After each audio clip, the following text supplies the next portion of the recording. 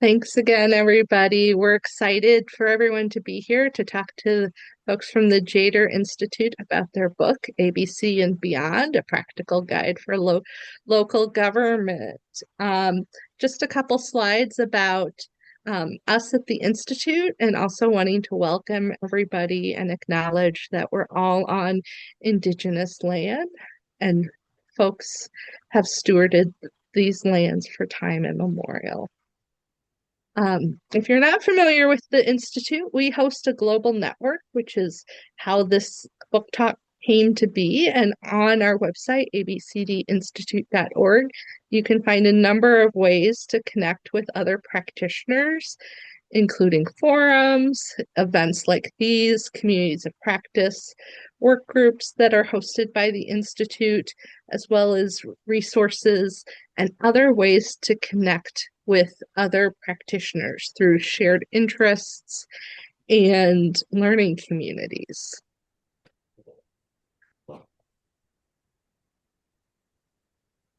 All righty. Can you hear me okay? Okay, I can't see anybody. I guess I'm getting head nods. But hello, everyone. My name is Amanda Nochi, and I have the pleasure today of interviewing the JEDER team and talking about their most recent publication. So today's talk, we're going to be discussing ABCD and Beyond, a practical guide for local government. Now, this book offers a clear, practical introduction to ABCD and not only the principles, but also applying those principles within local government and community. And so I am super excited to introduce a number of the team members who actually wrote the book. But before we get started, I also want to welcome our special guest, Mike Green. And if we could jump to that next page. So Mike Green, again, thank you so much. I know your time is very limited, and right now you're out in the mountains, right? You're in Colorado? Right. We're in Estes Park. So we appreciate you taking time out of your day to hang out with us. Now, Mike, you actually wrote the foreword for this publication. I'm going to ask you a couple of questions because I would like to know your experience, stepping in and kind of supporting and encouraging that next generation of leaders and bear pokers, as Dee would say. But Mike has had a connection to the Asset-Based Community Development Institute in Chicago since its inception. He's worked for 25 years as a community organizer. He is a licensed clinical social worker. Along with that, he actually teaches and consults throughout North America, New Zealand, and Australia. And I think that's the connection between you and the JEDER team, correct? How did you actually meet with the team? For a long time ago. I mean, and this bio is pretty out of date in that I'm mostly retired, except for a little local work. And but should I say something now or? Well, so if you want, you can expand as to I don't how you really. got connected. I mean, I think that's enough, I think, introduction. And I have spent most of all my life doing community work. I'm 78 years old, and I got involved with, well, about the time the Green Book came out is when I started working with John McKnight. We were both at the Inclusion Institute in Canada that used to be in Montreal for 2 weeks. And I said, I want to join you after we'd been together in his workshop for 2 weeks. And we were going to the airport, and he was going to go to Chicago and I was going to go to Denver. And I said, I want to join you and work with you. And he just looked at me and smiled and said, you have. And that was it. That was the application. And then a month later, I met with him in Cincinnati, and I think maybe might have been the first quote unquote training. It was with Xavier University, and Terry Grundy and Damon Lynch and others were involved. And I went there every month for a year, and that was my start in 92. And before that, a community organizer, and before that, business, a small business. But I met Dee in 2006, and so about 20 years ago. And and I was asking my wife Carol what she remembers about Dee, and what we both, most of all, just your hardiness, right? You're a real person, right? And there's not much pretense. What you see is what you get, and not that you're a saintly person, but you're a real person, and you have courage and a willingness to learn. And what I would like to comment on in relation to the book, very briefly, is just a couple of things. I think it's a lot easier to work with organizations about assets. I mean, who doesn't want to find assets, and even relationships? Who doesn't want to see that the more people are connected, the more possibility?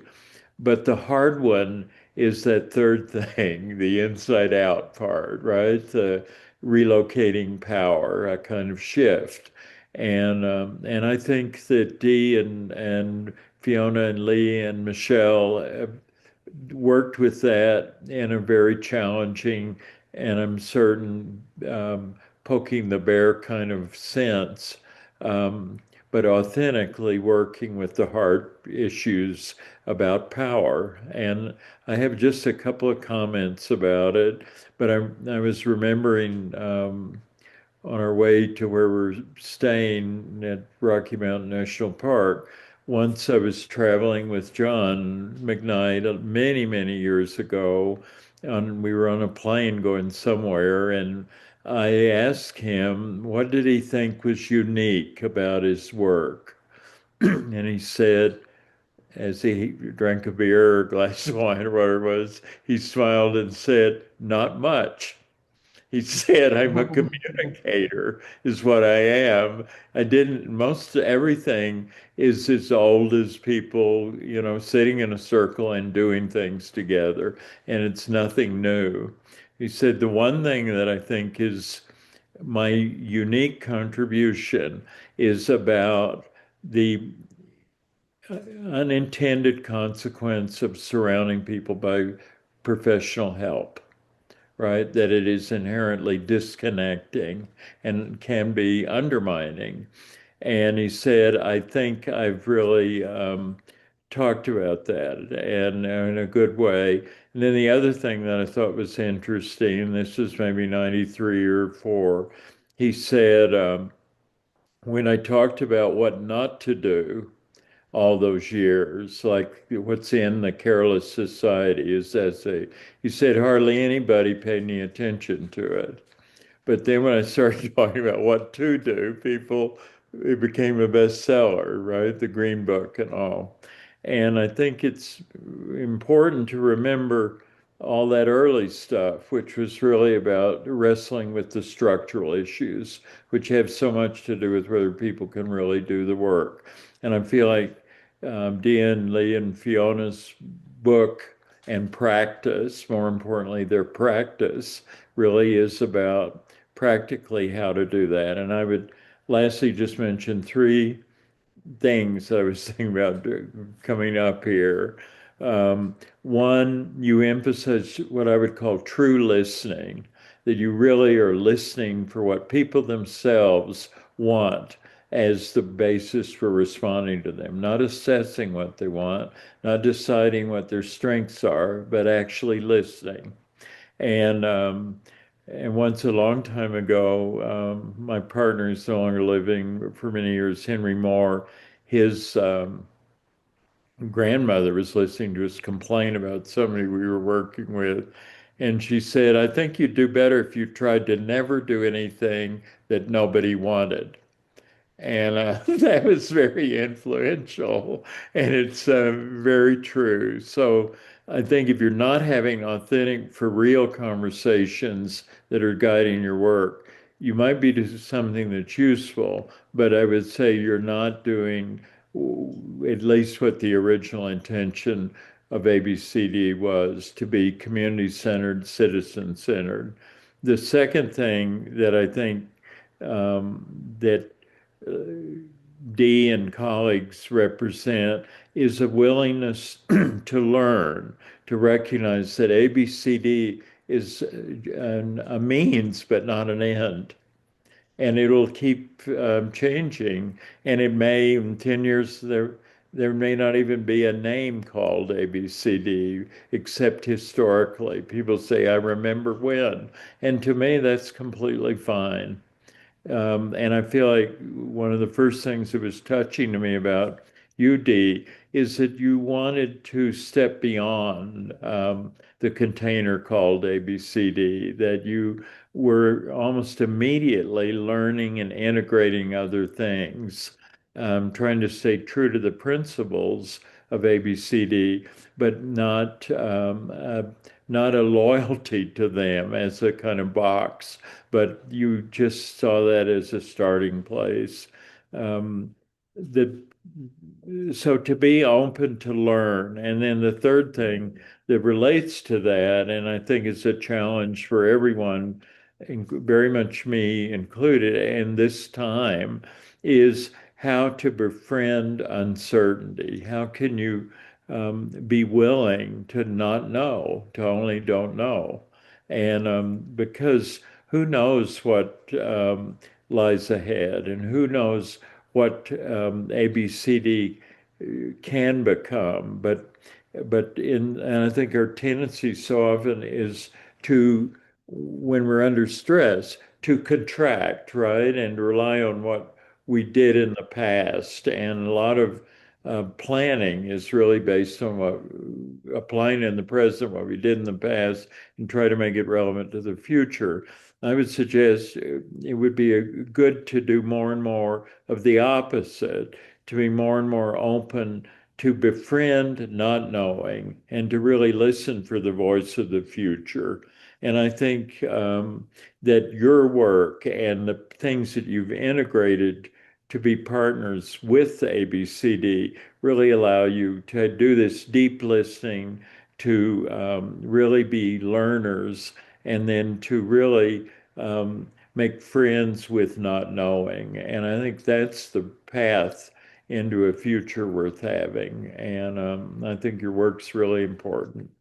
And I'm glad to have joined you today. Thank you. You've mentioned so much. I also agree with that. Working in public health, there's so much tolerance for the uncertainty. We have deliverables, we have measurements, we have data sets that we need to collect. So I am really excited about the publication that they created to help institutions, to train, to teach institutions how to actually receive that ambiguity and to not freak out and say that it's okay. And Yes. through that, we will be getting to the clarity, but at first we do need to start in that in the clouds. Yeah. Eventually it will clear. So at this time, I'd like to ask the team. So we have Dee, Fiona, and Lee who are on the call right now. I want to know from each of you, what was your perspective when it came to writing this book? What was the driving factor for each of you with your contributions?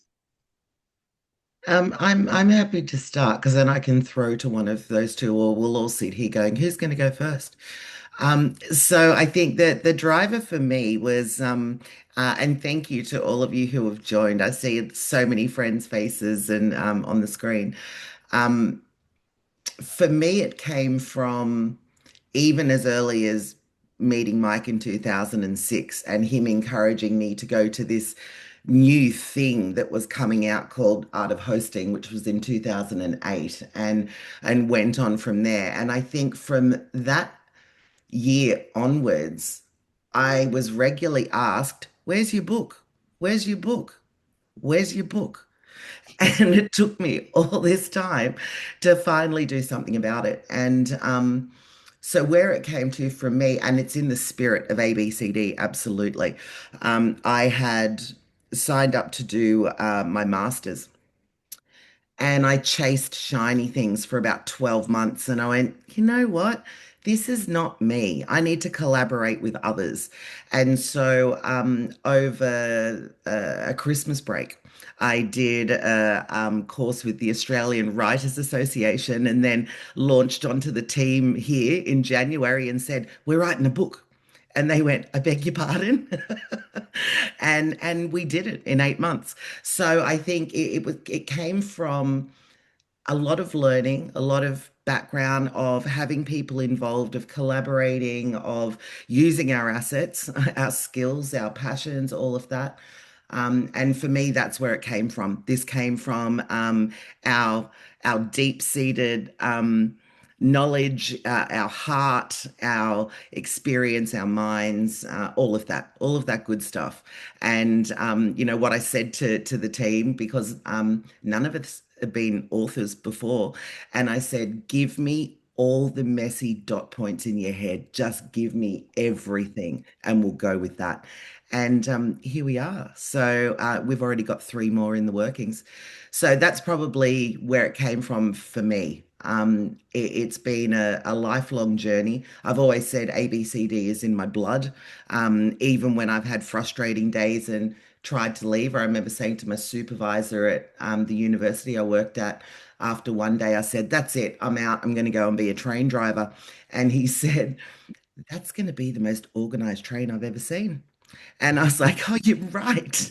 I'm still just going to do it. So yeah, that's where it came from for me. So I'm going to throw to you, Fiona. What about you? Thank you. And thank you everyone for being here. Look, for me, I I didn't like school and I didn't like writing things. And Dee kept saying, you can write, you can write, you can write. And I'm going, no, I can't, no, I can't. So we started for me was, yeah, because as a graphic harvester as well, so a practitioner and graphic harvester as well, I love being able to tell story and I love being able to share it in different ways. So that's why I've always loved the multimodal approach where how can we tell stories in different ways? And I work a lot with young people and I'm doing this thing where it's like you can be brave, you can do anything you put your mind to. You can do this, podcasting. Tell your story however you want to tell it. And we've talked about a book and we've talked about things for a long time at JEDER. And then all of a sudden, Dee's like, yeah, we're doing this. And I'm like, oh, okay, yeah, sure, we're going to do it. Yeah, that's going to really happen. And then all of a sudden, we had this beautiful process. So we created it. And I think this is the ABCD-ness of it is we co-created how this would work. We committed to working together. We had a formula that we wanted to stick to. And dot points from Dee was my favourite line because I can give her as many dot points. They might have 1,000 words in a dot point, but I can give her that. That's no problem. And it was having the confidence to think about, I'm not at school anymore. No one's going to judge my exam. I had to get rid of that thought out of my head. And because we worked together and we met regularly to do this, we met every week, it was extremely exciting because we've been practitioners for such a long period of time and we have got all this wisdom that we have. And I spent 15 years in local government and nobody, I kept hearing these stories about how people in local government are there, just making it hard. And I'm like, no, they're not. I wanted to make sure every person I knew, and I had worked in local government, I wanted to make sure every person I knew that worked in local government knew that they were people first and they were there because they had passion for community. So this was for me the drive is I need to make sure other people know that work in local government, they have the heart, the purpose, and they're doing a great thing, but we can do it in a different way that maybe gives more of them the buy-in that they don't necessarily get through a hierarchical structure, but they can tell a story. So for me, it was about that. and using imagery as well. Wanted to make sure there was lots of pictures so people could look at pictures. I really wanted to sell the book with coloring pencils. Like I wanted everyone to get a set of coloring pencils when they bought the book as well. Because I was like, people need to draw, people need to doodle, people need to color the book in. So for me, it was very affirming that I could do something. And it actually became quite easy once we had the momentum. So, and grateful for our conversations. You know, it became a community of practice for us as well. So, yeah. Lee? Yeah, beautiful. Thanks, Fiona. And just building on, how we co-created and really ABCD, the principles were foundational, stepping into our gifts that we can offer, not just to the book, but the whole process that kind of goes along with that as well. And I definitely think, had you said to me at the beginning of my journey into ABCD, when I actually didn't have a name for it, I'd have definitely said a few expletives along the way. This really was, it was an affirming journey and a learning journey kind of at the same time. And I think we could have gone with a range of subjects, but local government is the closest to its community. I've really seen how powerful it can be in local government, particularly when power is shared, as kind of Mike was saying. And I've been in scenarios where I've been working in council, but because of the way things have worked, communities had more power than I've had, and I've had to go to them to get stuff done. So being able to share them stories with community and local councils around kind of how do you find that glimmer of light to shift power and change? Yeah, I think that's kind of a nutshell of the journey. And as Fiona was saying, Dee made it really clear, really easy. So the methodology behind it as well enables us. I can't believe we're here 8 months later with a book. And I'll leave it there. Yeah, no, thank you, Lee. Because yeah, I'm super impressed. 8 months, because my team and I, we had just finished a book within birth justice, and that took about a year wrangling people, and it sounds like you guys had a pretty smooth journey when completing this book. So I think that's beautiful. But with what you said, local government is closest to its community. That is so true, and yet so many organizations, so many institutions have actually forgotten that.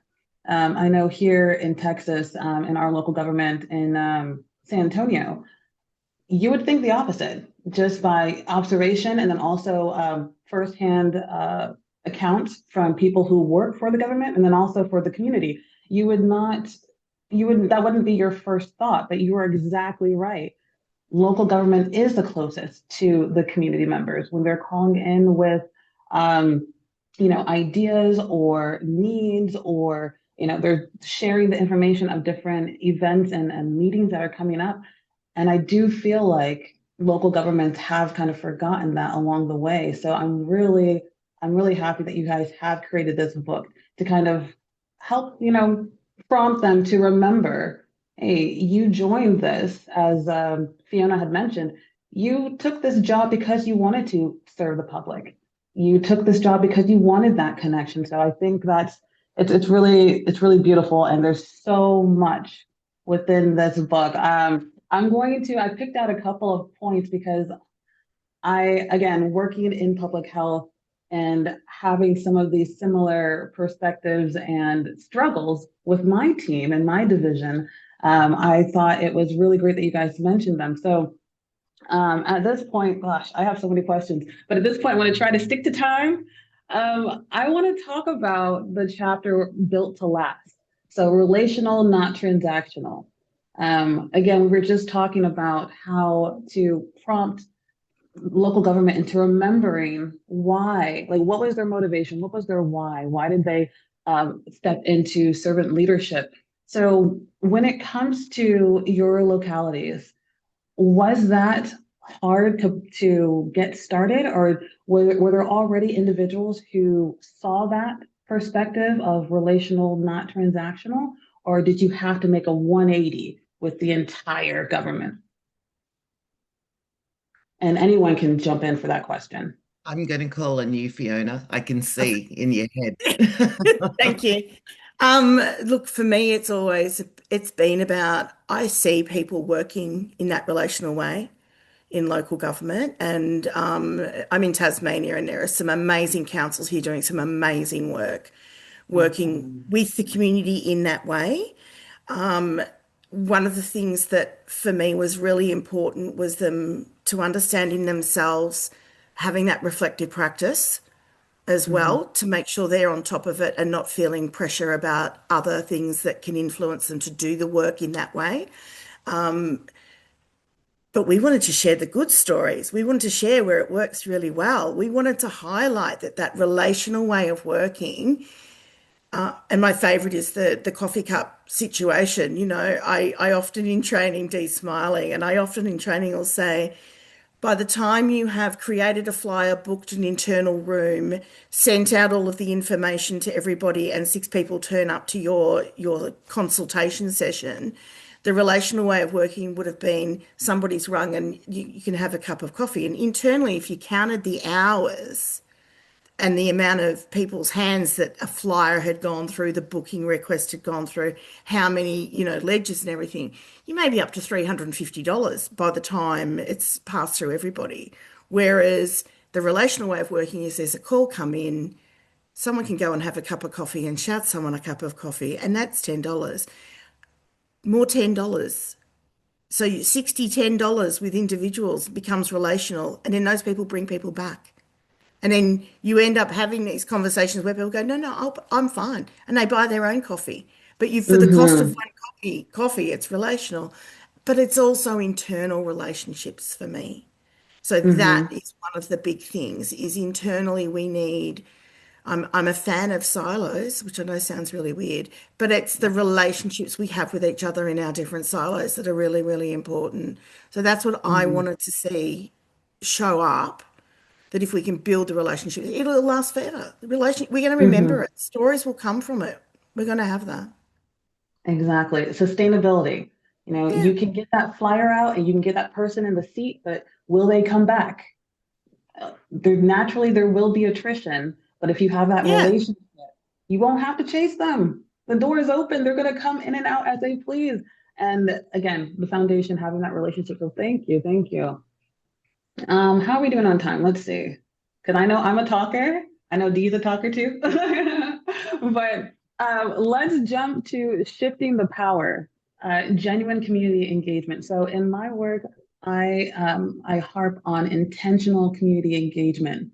Intentional community engagement is not just about, as you had mentioned, Fiona, it's not just about sending out a flyer and all the different communications and check marking all of our to-do lists, but how can we actually truly connect with the individual? So, Dee, you are a master of connection. When I first met Dee virtually, it seemed like she was going to a different country every week. She's going to Bali, she's in the bush, she's here, she's there. And I was like, my gosh. So, when it comes to connection, Dee, how do you go about building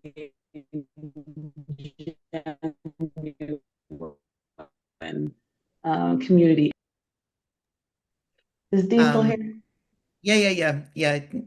Can you hear me? Okay. I'm okay.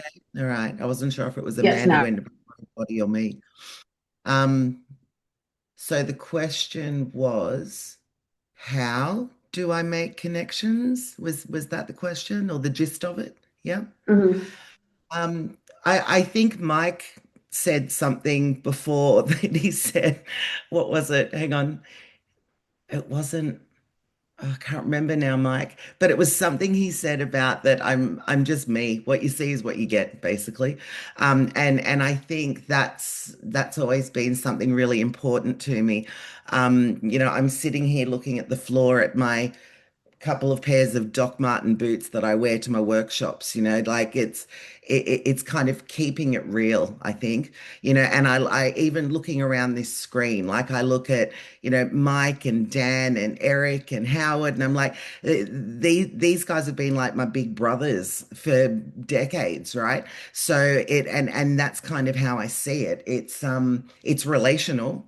And then the connection part for me is I had a supervisor at the university years and years ago. I was doing outreach work to caravan parks, or as some of you would know as trailer parks, working with families with children in very vulnerable positions. And I would connect with people like that super quick. And this supervisor at the uni said to me, "How do you do that?" And I said, "Oh, I don't know. I just talk to people." And he said, "No, no, no. I want you to break it down. Because if you can break it down about how you do it, then you can actually teach it." And so I had to really think about what that looked like. And what I discovered in what I do is in the first few sentences of knowing or meeting someone, I listen for the connection that I can have with them.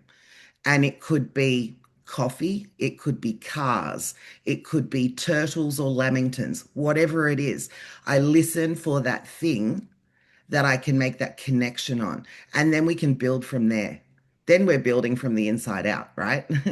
So when I kind of broke that down and realized that that's what I did naturally, then I knew I could teach others that as well. So that connection point is, you know, like being an intentional nomad for 6 years before the pandemic, traveled the world with an 18-kilo suitcase, and I would hear three key things from people all around the world about what they wanted, like out of their life. And one was they wanted to feel a sense of belonging wherever they were. The second was they wanted connection with someone, something. And the third was around safety, having safe places for children and families to, you know, grow and thrive. And that was a common thread throughout every country I've visited. So I think that sense of belonging and connection come alongside safety, but the connection is where we find each other. It's where we see each other's hearts.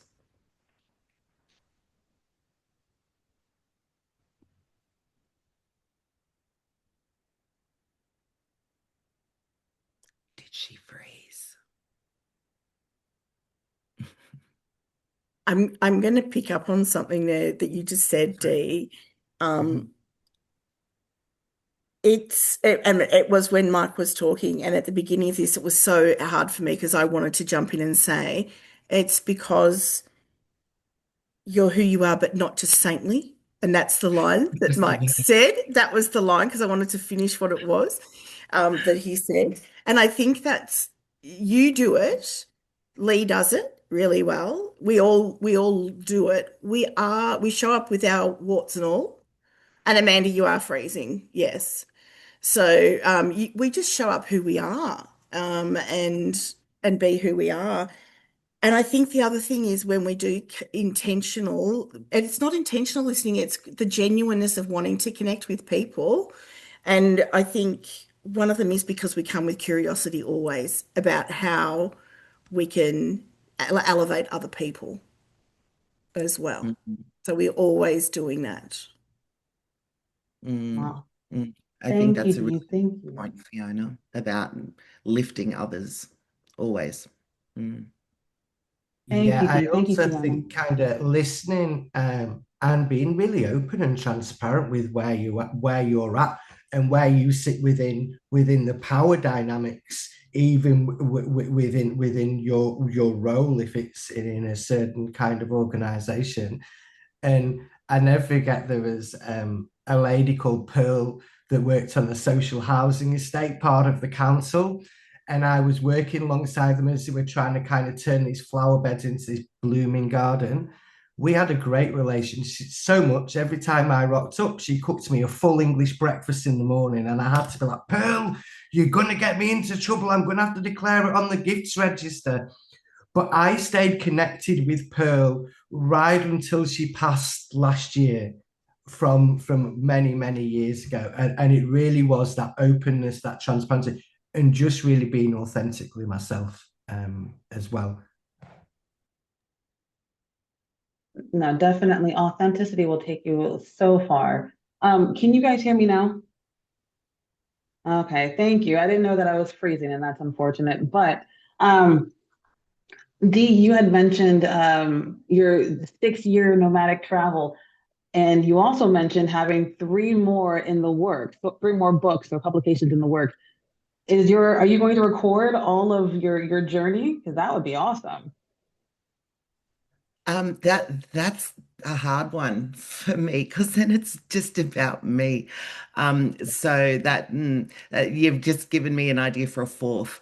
Um, but yeah, the one definitely that we are already planning on is off the back of this book is to collect stories of ABCD in local government, councils, whatever you want to call them, from around the world and have a book of case studies and stories, basically.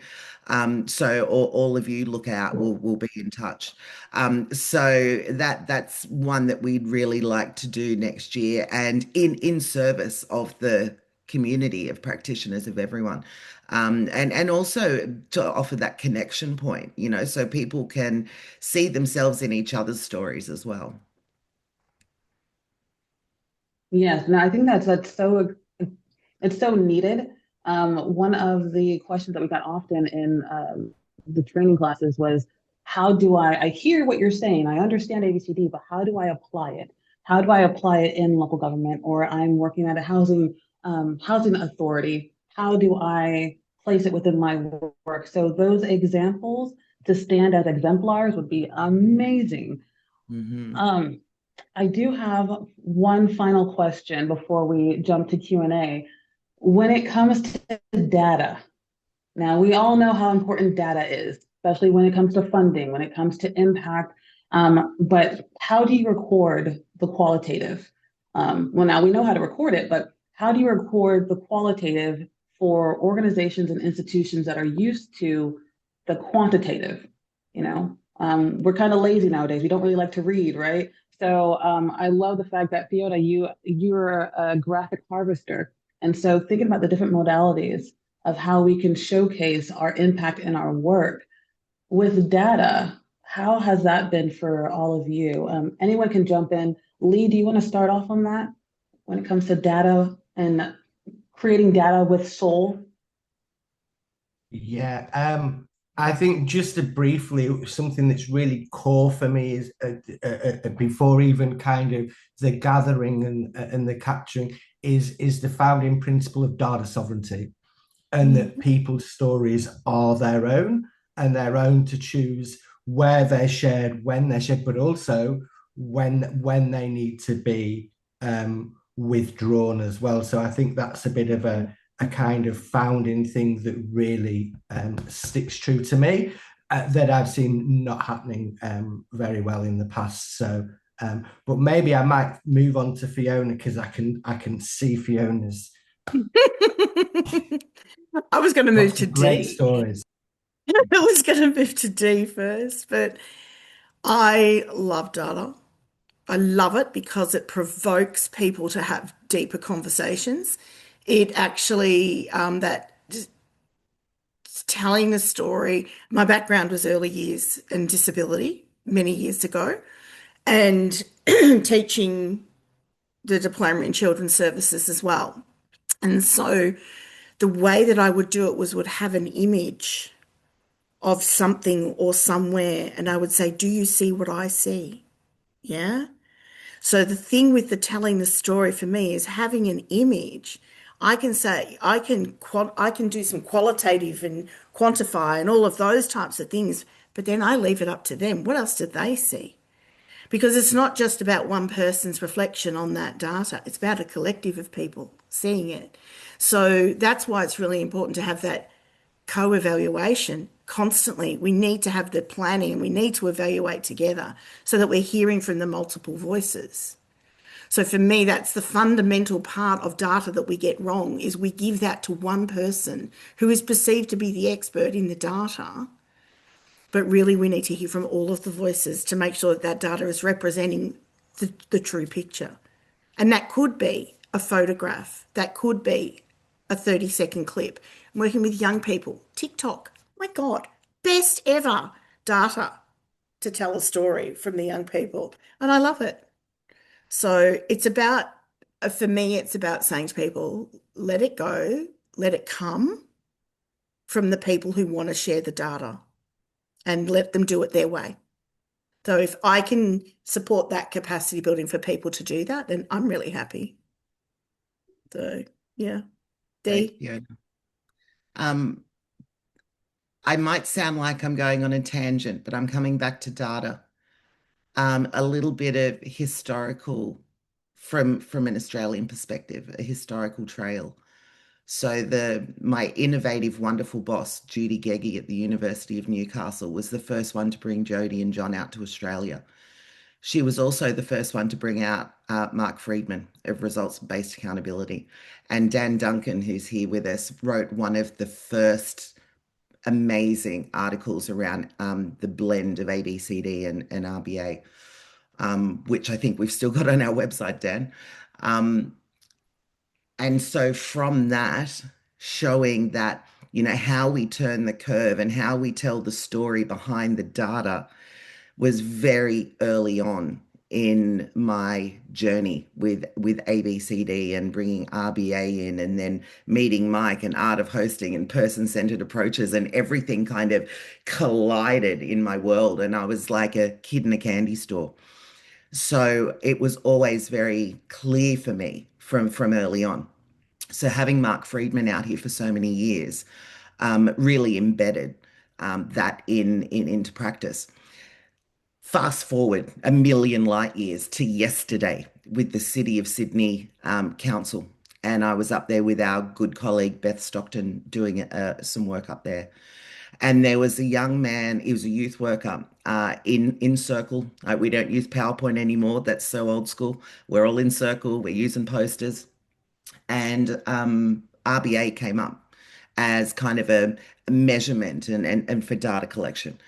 And he said, this young youth worker, he's like, no, I don't do that. No, I don't like it. RBA, it's just about figures. It's about, no, it's just not something that I can do. Now, Beth hadn't taught the framework yet. This was his off the cuff, right? After she did, and she explained it and what it actually looked like and the importance of it and the questions that we ask people around how much did we do? How well did we do it? Is anyone better off? And all these fabulous questions that give you the qualitative, the quantitative, and the impact. I saw him shift, this youth worker. I saw him go, oh. So my point here is, when we learn something new or we hear about something new or it's embedded in a system and it's the way it's always been, but it's been reduced to a number and people have forgotten the richness behind it and what it actually stands for, I think that's the danger. It's like that danger of a single story almost, when we reduce something down to one point or one principle, we've lost the essence. We've lost all the rest of it. So, I know we converted this youth worker yesterday to rich data. Yeah. That's beautiful. I mean, yeah, thinking of TikTok, Sophia, you had mentioned TikTok and potentially having some of our, what is it called? Our data work being released through that so that it can be consumed by the populace. I know our health department here, they actually enlisted a couple of influencers, local influencers, to help spread awareness on this and that or certain resources. So thinking more strategically about how do we create those stories, how do we share and distribute those stories and through those, well, how do we share those data sets through stories and using the tools that people are already using. We don't have to train people to go to this website and look through these documents to find this information. They can actually just go through the pathways that they're already traveling down Now, I have a gazillion more questions because, again, this is my jam, but I want to open it up to everybody else for questions. I see some new faces, but if anybody has any questions, please feel free to unmute.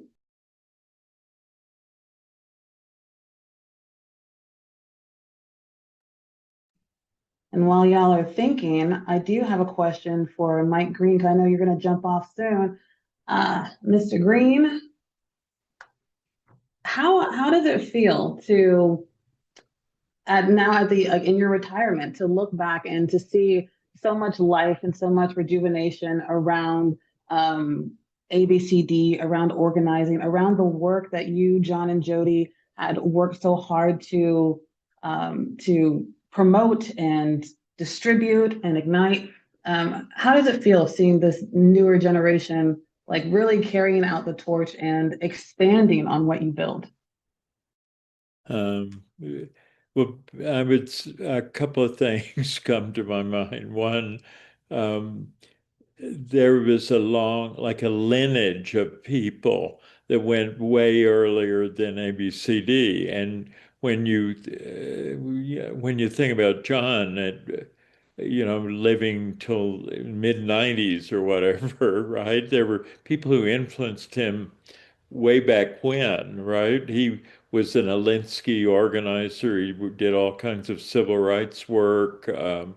He was influenced by Rodal, one of the founders of organic gardening. He was influenced by more holistic functional medicine practice. Ivan Illich was very much a mentor and big brother to him. And there were people connected to him, even as, me as just one person stepping. I think of it as a stream that we're all stepping in at different times. And at some point, will each of us step out of, right?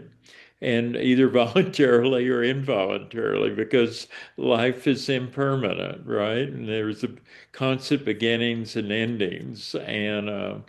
But I think about, I've met some people who were very close to John, for example, before Jody was even there, right? In the 70s and earlier, who then later were not involved at all, but not because they were alienated, but just their path went differently.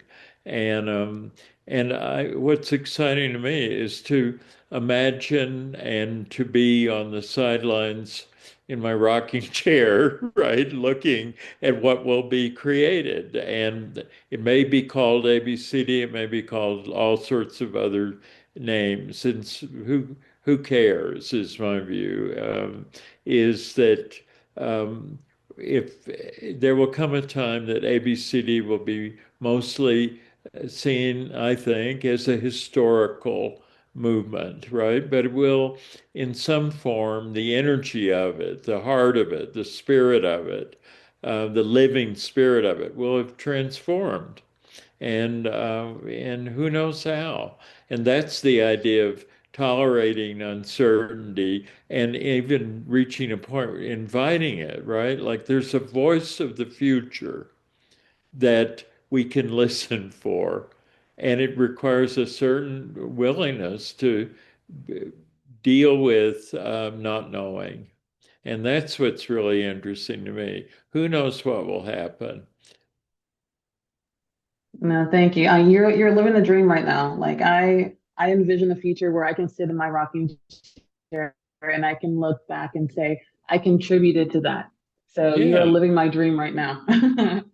that's good enough. Do we have I mean, right? wonderful, right? And we're all a part of it. And there's a move. I mean, if you think about it as a lineage, right? That we've all inherited certain things and we're all contributing. And there will be a future. There are people 10 years hence, 20 years hence, that in some kind of way have been influenced by this stream, right? And they'll step into wherever the stream's at that point. And hallelujah.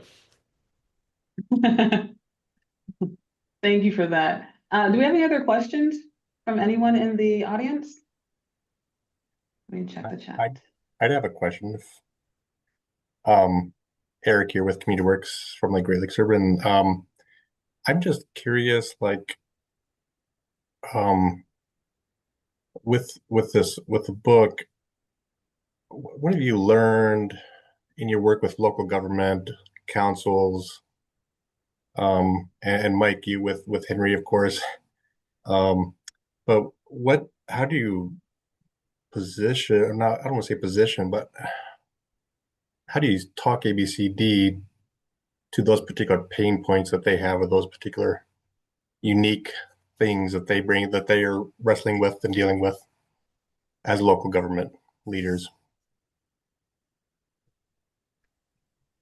I'll start and kick over to you, Fiona. I think it's something, Eric, that the answer that I would give you would be the same answer you'd give me. I think they are similar across the world.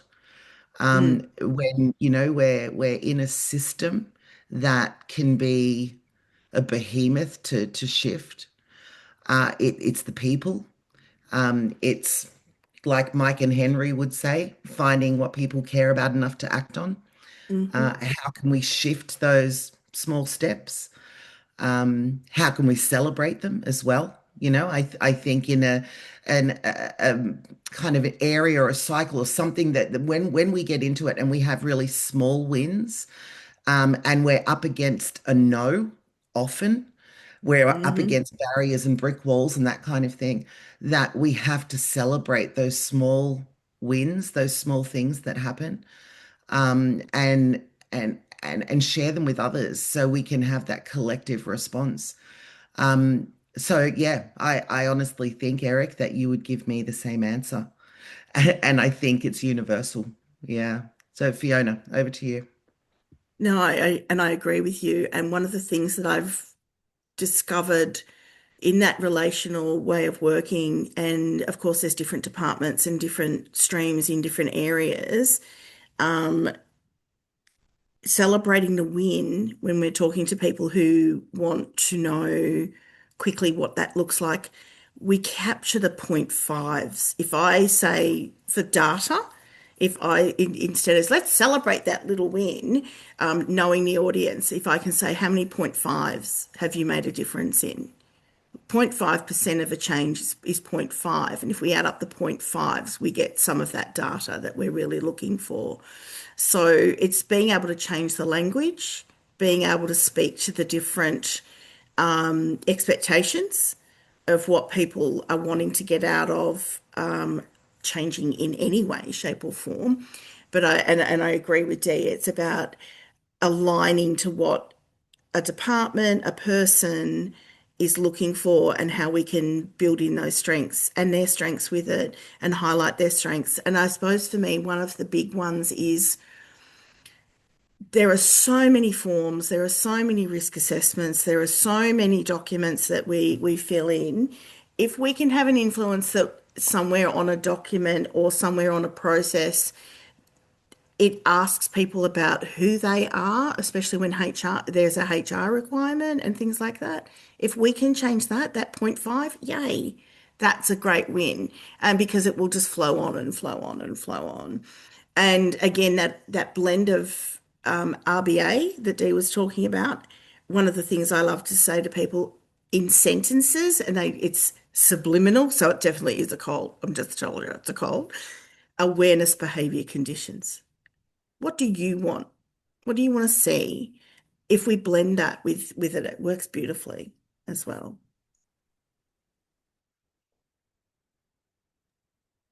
Awesome. Thank you. Any more questions? I do have a question. Can you Go hear me ahead. okay? Sure. Thank you. This is Mary Nally. I'm calling in from southeastern Ohio in the Appalachian Mountains. I haven't yet had the opportunity to read the book, but have worked a lot with both community organizations and local and state elected officials. So I'd be curious to hear from the authors if there's a tangible example that you all could share from the book about directly engaging with your elected officials in addressing a community identified priority using the ABCD model.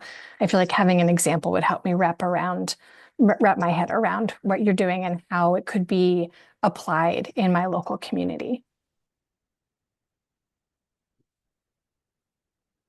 And maybe for context, I should share, locally, we're in a very rural area that generally our state is very gerrymandered. So a lot of our elected officials run unopposed over and over again, and sometimes could be perceived as treating their job just like a job, not as one in which they are really responsible for their constituents.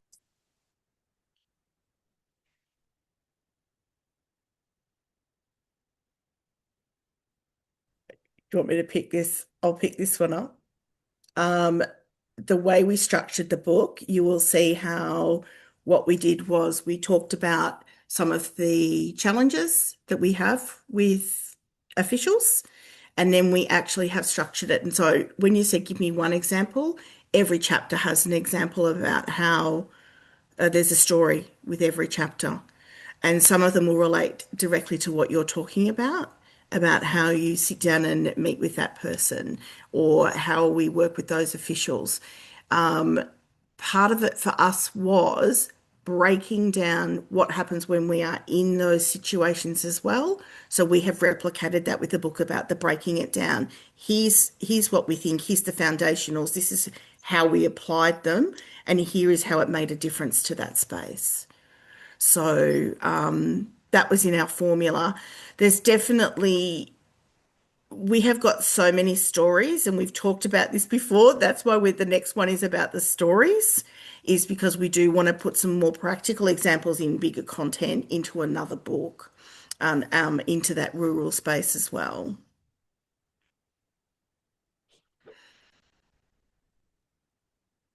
Thank you for that, Fiona. I know we're coming up, well, actually it's 4:01 right now, but if you guys want to continue, we can keep on going. I do want to turn your attention to the chat.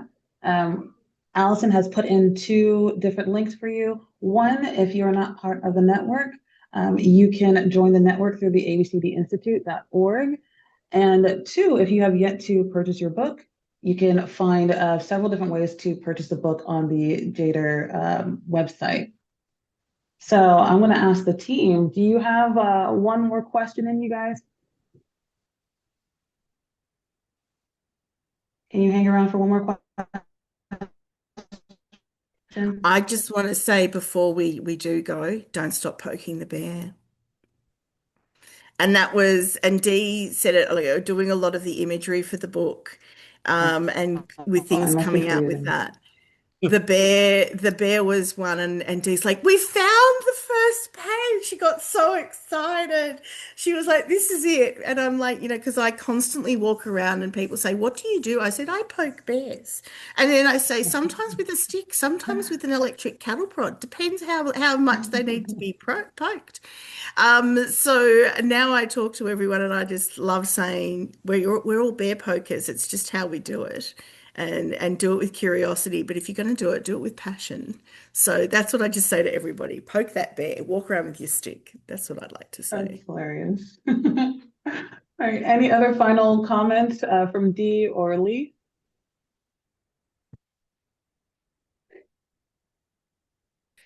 I think my final comment would be around it's not don't say no. It's follow the energy. Follow the energy of what comes. Like Mike has been such an influence in my world and my life. And it comes from leaning in. When we lean into emergence or lean into what could be, we don't know what we might find. We've got a participatory community building guidebook on the website that has 200 pages, and it's a free download. Anyone can grab it, but it's 200 pages of goodness, and it's from multiple practitioners from around the world. One thing that we always say in the workshops that we deliver is, yeah, we're bloody good trainers. We can do this. But foremost, we are grassroots practitioners. Everything that you see, everything that we teach, we apply. This is real stuff. So I think that would be my message is lean into emergence, lean into complexity, lean into divergence, emergence, convergence, lean into it all. It's a great journey. Thank you. That's beautifully said. Lee? Beautiful, thanks, Dee. Yeah, I've been sat here pondering about Eric's question from a while ago, and that's kind of bringing me to my kind of final thoughts. Really, is internally in councils, practicing and doing the work internally, sharing leadership, even though you're in a horizontal space, co-creating together, and when that happens, the ripples flow out much easier by modeling the behaviors inside. People go, and I think, yeah, that I would leave that there. Thank you. Well, thank you guys. Again, thank you to the team, the JEDER team. Lee, Fiona, Dee, thank you guys for sharing your, is it afternoon where you are? We appreciate you. No? It's breakfast time. Oh, okay, well, I'm gonna let you guys go so you can enjoy your Welcome to the your future. breakfast. Welcome to the future. It's Thursday. Mhm. I'm going to go Thanks, Alright. everyone. and get some eggs from the chickens and cook brekkie. So that'll be really Oh, good. that sounds awesome. Again, thank you Thanks for guys, having everyone who us. can. Thank you. Our pleasure. Thank you guys for contributing to the conversation. If you'd like to continue, join us on the network. We can have these conversations and continue to stay in touch with everybody. All righty. So I'll let you guys go. Have a nice day, morning, Thank evening. you. Nice to meet you Bye. all. Nice to meet you all. Bye. Yeah.